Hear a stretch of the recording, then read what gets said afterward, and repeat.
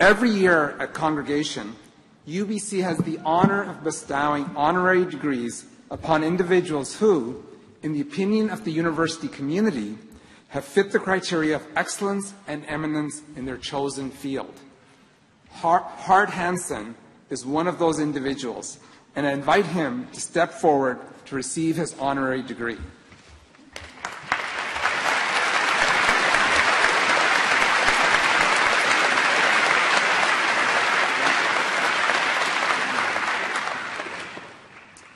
Mr. Chancellor, UBC alumnus Hart Hanson has distinguished himself as one of the great, accomplished, and prolific graduates in the history of the UBC Creative Writing Program. For 25 years, he has written and produced hundreds of episodes of well-known serial television dramas, including the award-winning Judging Amy and Bones, one of the most successful series productions in industry history. Mr. Hanson completed his Master of Fine Arts degree at UBC in 1987 and subsequently went to work as a screenwriter of various Canadian dramatic series, including the popular Road to Avonlea and North of 60. After his move to California, his influence grew in step with the consistent success of his productions, including the series Stargate SG-1, which was shot in and around Vancouver. With 4 Gemini Awards to his credit, he is one of today's most respected names in Hollywood, and his work is well acclaimed by both the industry and the public. A member of the Writers Guild of America and the Writers Guild of Canada, Mr. Hanson lends considerable time working with apprentice screenwriters through the Canadian Film Centre and at various international film and television festivals. I am particularly pleased to say that he has also become increasingly connected to his university and to the Creative Writing Program, where he participates in lectures and workshops and engages with UBC students entering the field. Mr. Chancellor, in recognition of his remarkable success and talent and of his generous service to students and his university, I ask you to confer the degree Doctor of Letters, honoris causa, upon Hardwick David Hanson.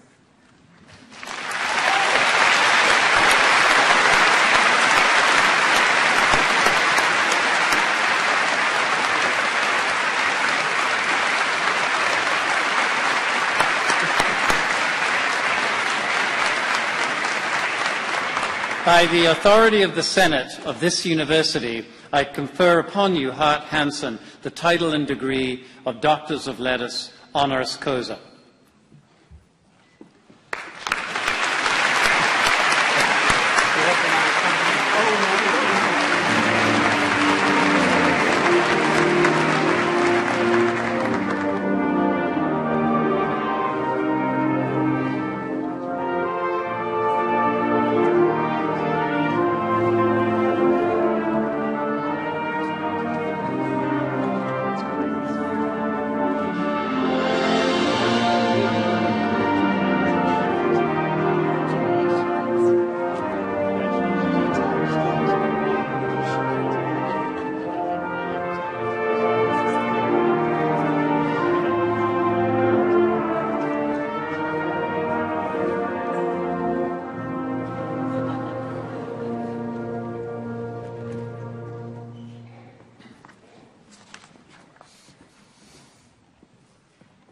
It gives me great pleasure to now ask Dr. Hanson to say a few words.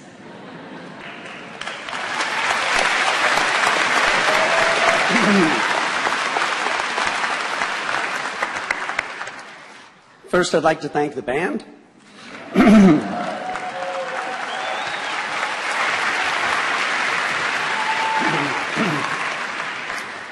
Chancellor Gordon, President Gupta, distinguished guests, friends, family, and especially you out there, my fellow graduates who got your degree the hard way through hard work, studying exams not like me.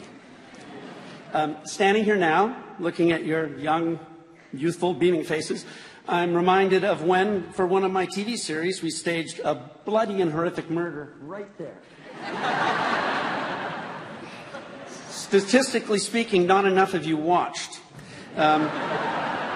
That series was not picked up for a second season, which leads me to question whether there's enough causa for you to offer me the honoris. I never attended any of my own graduation ceremonies, so I'm glad you're here.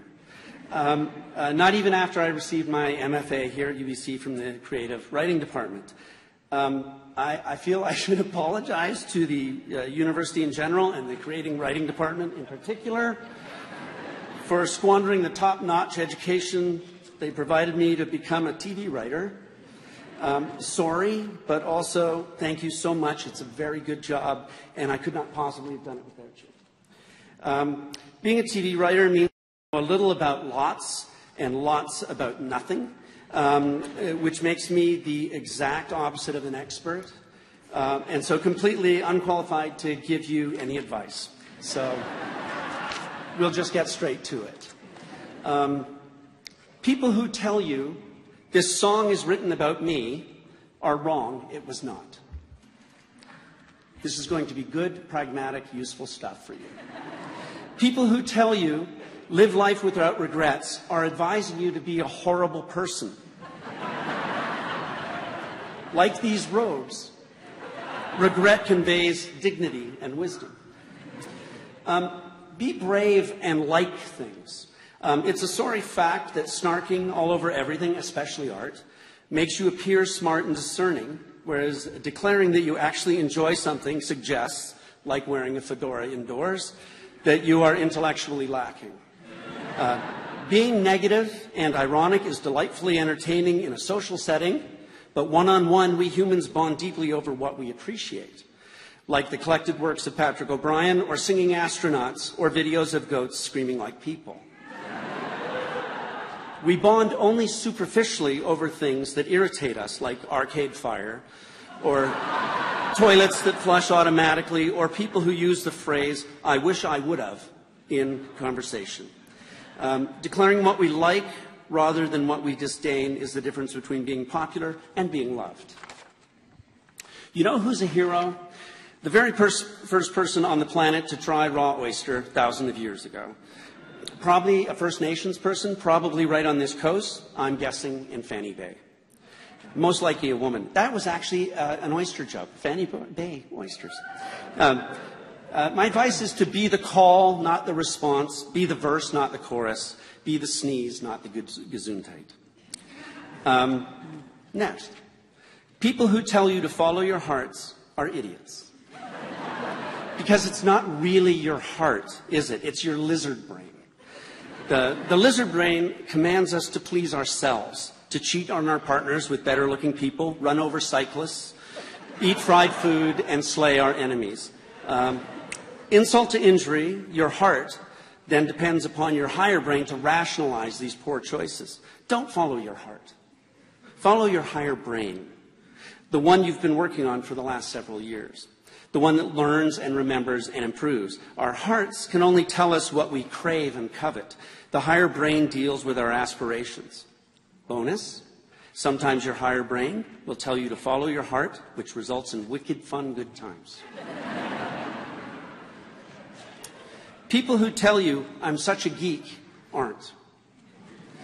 A geek is much too wrapped up in whatever it is he or she is geeking out on, say, programming the Mars rover or making a costume for Comic-Con, to worry about how others see them. Anyone who says, "Oh, I'm such a geek," is nothing more than a wannabe geek, more accurately known as a dweeb. Dweebs will advise you to follow your heart, or live with no regrets, or that this song is about them. Yuck. Fail. Don't just embrace failure, seek it out. One of the best things I ever learned in Buchanan D, in the creative writing department, was to collect rejections as badges of honor, and boy did I. Obstacles and failure push us in the right direction, unless we stop. No stopping. Go as slowly as you like, but just like arriving at the top of an escalator, there's no stopping to get your bearings. Move along, get out of the way. And what are we moving toward? Enlightenment? Genius? No. Competence. Luckily, we live in a culture where competence is readily confused with genius. Thank goodness. because genius is a gift. We can't attain it. What we can attain is competence by failing and learning and moving forward, like lab rats or North Korea making the intercontinental ballistic missile.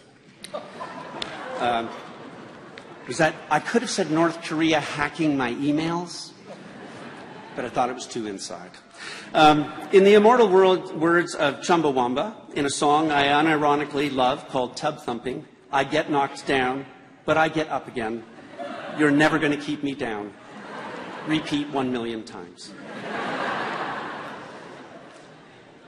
People who tell you, I am who I am, and I call it the way I see it, and you just have to take me or leave me, are terrible people. They should be left the way they are because the way they are is horrible. Similarly, people who tell you what kind of person they are not are, in reality, telling you exactly what kind of person they are. 100% on that one. Foolproof. It never fails. I'm not the kind of person who would lie to you.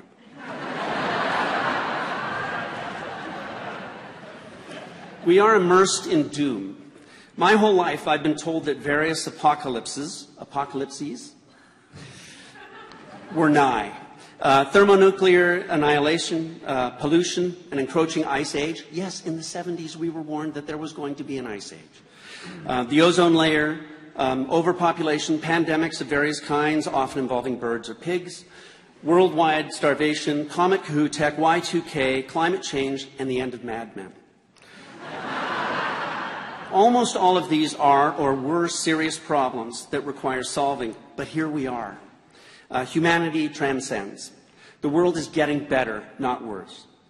Like the comment sections on any web page, the zeitgeist wants us to feel crushed and unworthy and doomed all the time, which is why it's important for us all to realize how very, very fortunate we are. I'm incredibly fortunate to be here at the scene of this bloody, bloody murder, telling you to spit in the eye of doom and enjoy. Get out there and save the polar bears and compare literature and make films and plays that get us off fossil fuels and inspire us to mine asteroids, and most importantly, feel compassion for each other. Write novels that expand our points of view beyond the small-minded tribalism that is killing us, that is keeping us in a constant state of warfare with each other. Tell the truth. And finally, when something really good happens, something really excellent, like graduating from university or getting an honorary degree in front of your wife and your son and your dad,